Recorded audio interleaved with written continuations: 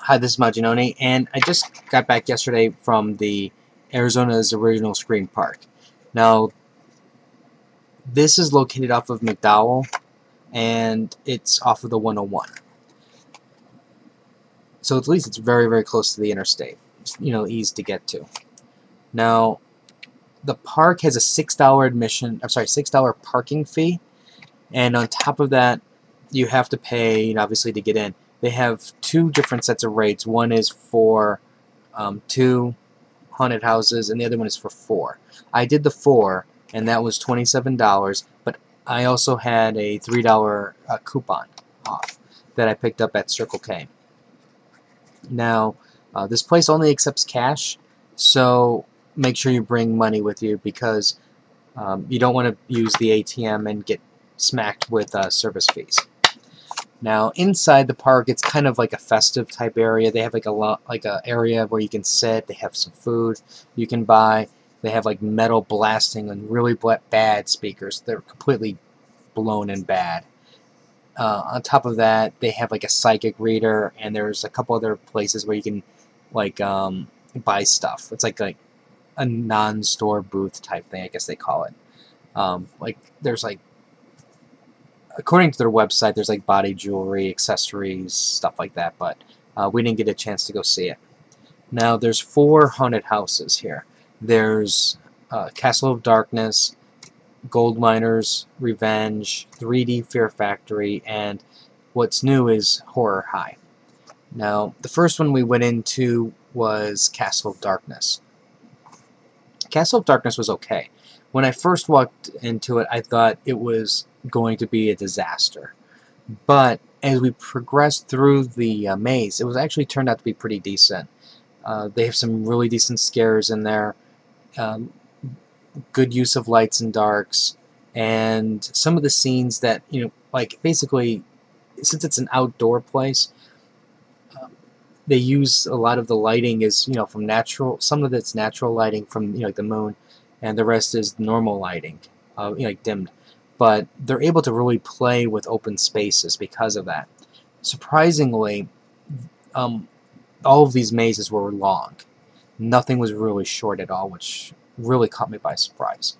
But anyways, as it started off poor, it improved over time, and I left pretty satisfied with it. It wasn't like it was super scary, but I think there were some areas in there which would cause people distress. And by distress, I mean just a scream or two. The next we went to was a Gold Miner's Revenge. Gold Miner's Revenge was probably the best one that they used the natural environment with. There's, since it's supposed to be, you're entering like a mine, the gravel and dirt road was perfect for that. They had changes in elevation, and like some of it was actually surprisingly kind of steep. A steep ramp going down. I think that the way they boarded up the maze was really well done. It really reminded you of going into like a mine or a mining town or something to that effect. The actors in there were really good. We were kind of playing around with one of them, and she was a trooper, I guess you could say. There's like an animatronic horse, which was really well done. And overall, this was, like I said, our second one, and we were pretty pleased with this, especially the direction it was going. We didn't feel that it was as scary as the 13th floor was, but mostly it's because of there's so much wide open areas. But once you started to go into the darkness, that's when I knew people were just going to freak out. The third one we went into was the new one, Horror High. Horror High surprised me because in this one the actors can touch you, and you have to, when you go in, you have to sign a waiver type thing. Now, this is nothing close to what we felt like going into the Gates of Hell. Gates of Hell, we were actually nervous because we had no clue what was going to happen. When they heard that they can touch us, there's a lot of anticipation as to what are they going to do. Is this going to be invasive, or is it going to, are they going to really try to jack you up otherwise. And granted, we felt, at least from my point of view, I felt since I've already gone through it once, it did take away some of the edge. But I can imagine there was some people there. I think there's some people behind us that were a little bit more concerned about the touching part. Anyways, going on to the horror high. Now, they have a lot of really nice sets in there because obviously it's designed as a high school, and they did a lot of the rooms are done really well. To at least provide as much scare as they possibly can the way the room is designed. My problem is there's so much empty hallway space, so to speak, as you're going winding back and forth. It kind of, at least from my point of view, it lessened the overall experience. But if you take some time and look at the set, I think you'll be pretty pleased at some of them, because they really did I think they did a really good job with some of those sets. The fourth one we went into, now as we were standing in terms of rating the other Arizona haunted houses, we were kind of thinking, well, this and Chambers of Fear was kind of tied. I thought Chambers of Fear had better scares, but the Scream Park offered much better set design and a much better use of landscape. So that's why we're kind of tied with it. But when we went into the 3D Fear Factory, that's where things changed completely. Now, normally I hate 3D, and you do get a pair of 3D glasses. But like I said, normally I really, really hate 3D stuff. I think that a lot of it, I think, takes away from the scare. But if you remove the glasses, 3D Fear Factory was the best one out of all of them. The intro was really good. It basically, I mean, I don't think it's going to really spoil much, because I really want to give this guy a compliment. You basically, when you go in, you're going into an elevator, and there's a guy running the elevator. This guy was awesome. So if you're owners of, or manager or workers of Arizona Scream Park, let the guy know running the elevator in the 3D Fear Factory. He did a fantastic job. He was really into character, and I think he enhanced the overall experience of the elevator. I mean, the elevator shakes and stuff like that, and you pretend to go up and down type thing, and he did a fantastic job. Now from there, you go into the maze, and what I think really worked best in this part of the maze is they picked up on people's names, and they used the names throughout the maze. Now, they picked up on mine first, and they saw I wasn't scared.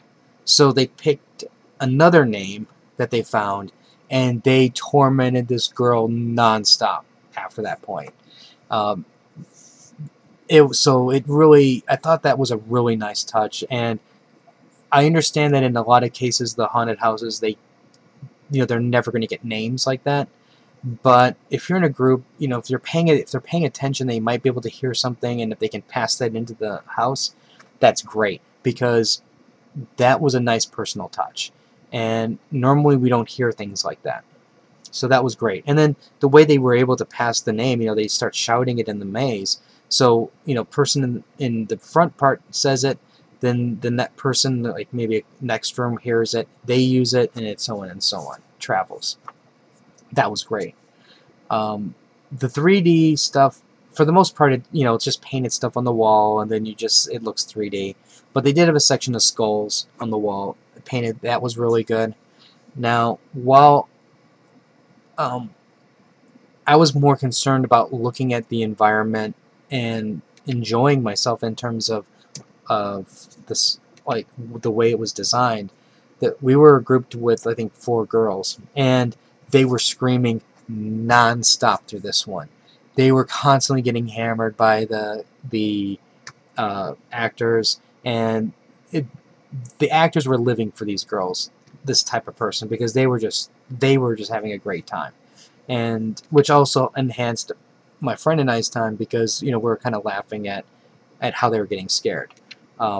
I also think that some of the scares that they have, they did other things. It's like normally what happens is when you go into a dark room, they just pop out, and then brah.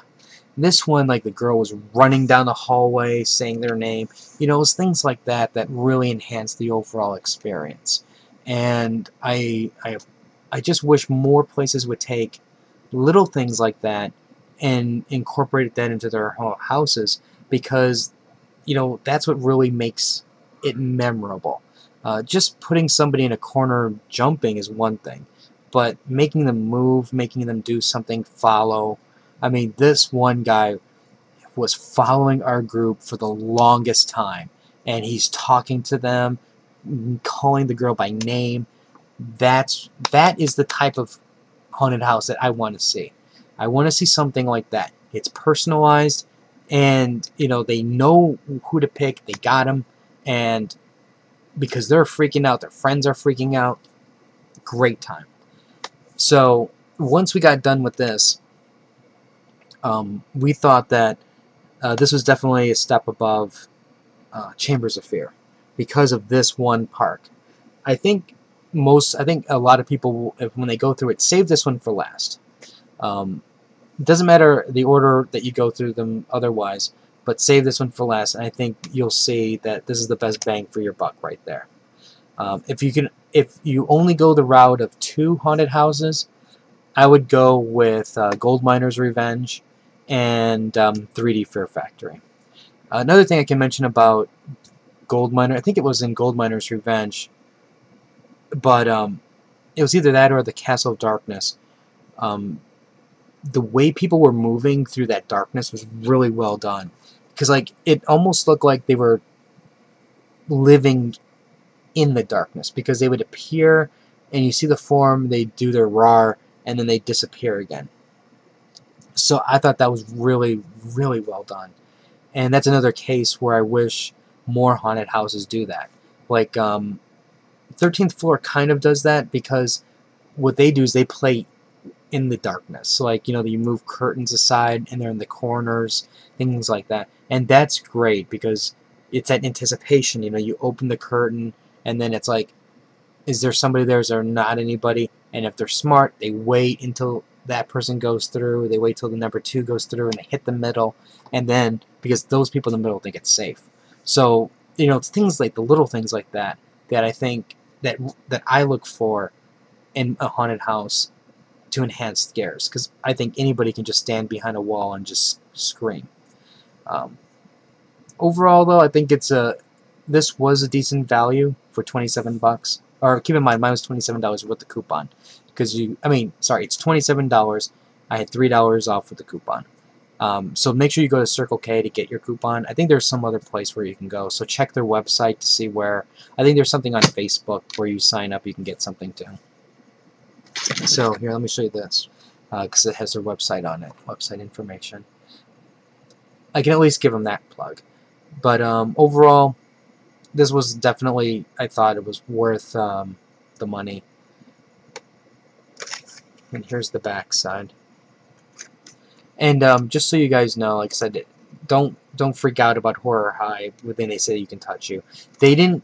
I know. I'm going to give them the benefit of the doubt. We were at. This is, you know, they're at the very beginning of their season for them, so nobody was really touching our group. I think maybe 1 or 2 people got touched, and that was it. So I don't think the actors in there really know how to press that yet. And I'll be honest with you, there's nothing in there that can utilize the touching. And by that I mean, in Gates of Hell, there's a section where it's all black, and they have snakes hanging, and they're on the ground, and you're walking through these things. You have to almost crouch, and then suddenly you get pinched. And that plays on the darkness perfectly. And because of the fact that you have some, they're simulating the snake bite. So I think that's great. But in this place, they don't really have anything like that. They do have some squirting water stuff, but that's about it. I think it does need something to utilize your fear better. and then add touch in. There's other things that you can do too in touch. I just don't want to mention the other big thing because it's a spoiler for Gates of Hell in case anybody ever goes up there. But there are things you can do to enhance that, and I think in time, once these guys get a better feel of what they can do, what they can get away with, I think that's going to develop into something good. We just have to work on it a little bit. And plus, I think, something like that I think is a good start to do maybe an 18 or over haunted house where you can do maximum scares and get a little bit more touch stuff. I mean, not the invasive, not the naughty touch, because there's, like I said, there's ways you can do it which will work. And but anyways, that's my review of these two places. I'm just rambling now. I think we're gonna go to Jack and Jill, and there's maybe a couple other places we might go to. So if you have any comments or questions, let me know. Rate the video up or down. Let me know what you think. Like the Facebook link. I give out free comic books every now and then, and plus I post other videos from my other channels. And until next time.